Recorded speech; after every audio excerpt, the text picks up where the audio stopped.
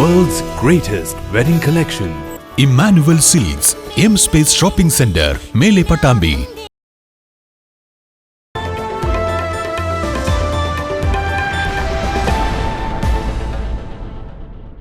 NTU Palakkad revenue ജില്ലാ സമ്മേളനം വെള്ളി ശനി ദിവസങ്ങളിലായി പട്ടാമ്പിയിൽ വെച്ച് നടക്കും.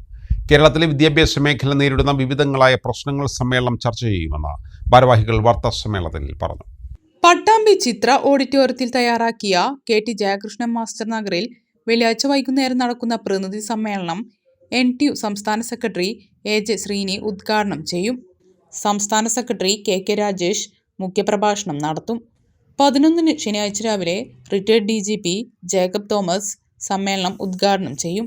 NTU സംസ്ഥാന സെക്രട്ടറി T അനൂപ് കുമാർ മുഖ്യപ്രഭാഷണം നടത്തും. വിവിധ സംഘടനാ നേതാക്കൾ സമ്മേളനത്തിൽ സംബന്ധിക്കും. തുടർന്ന് നടക്കുന്ന വിദ്യാഭ്യാസ സമ്മേളനത്തിൽ ഡോക്ടർ MV നടേശൻ മുഖ്യപ്രഭാഷണം നടത്തും. പുതിയ ഭാരവാഹികളെയും തെരഞ്ഞെടുക്കും. RSS പട്ടാമ്പി ഗണ്ട് സംഘചാലക് P ശിവകുമാർ സമാപന പ്രഭാഷണം നടത്തുമെന്നും ഭാരവാഹികൾ പറഞ്ഞു.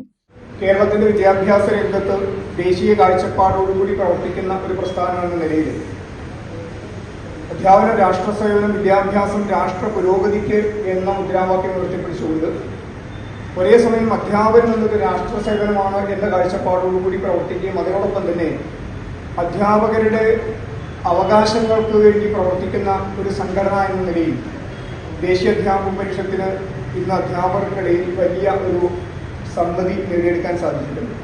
ഉയർത്തലുമായി ബന്ധപ്പെട്ട് തുടങ്ങുന്ന കാര്യപരിപാടികൾ AJ ശ്രീനിവാസിൻ്റെ ഉദ്ഘാടന സഭയോടുകൂടിയാണ് ആരംഭിക്കുക. മുഖ്യപ്രഭാഷണം KK രാജേഷ് NTU സംസ്ഥാന സെക്രട്ടറി നിർവഹിക്കും. മധ്യമേഖലാ സെക്രട്ടറി സെനറ്റ് മെമ്പറുമായ കാലിക്കറ്റ് യൂണിവേഴ്സിറ്റി സെനറ്റ് മെമ്പറുമായ AV ഹരീഷ് മാസ്റ്റർ ആശംസകൾ നേർന്ന് പട്ടാമ്പിയുടെ ഉപജില്ലാ പ്രസിഡന്റ് K ജയരാജൻ നന്ദി അറിയിച്ചുകൊണ്ട് പ്രതിനിധി സമ്മേളനം അന്നത്തെ ദിവസം 10-ാം തീയതി വൈകുന്നേരം 5 മണിക്ക് തുടങ്ങുന്ന പ്രതിനിധി സമ്മേളനം 8 മണിയോടെ അവസാനിക്കുന്നതായിരിക്കും.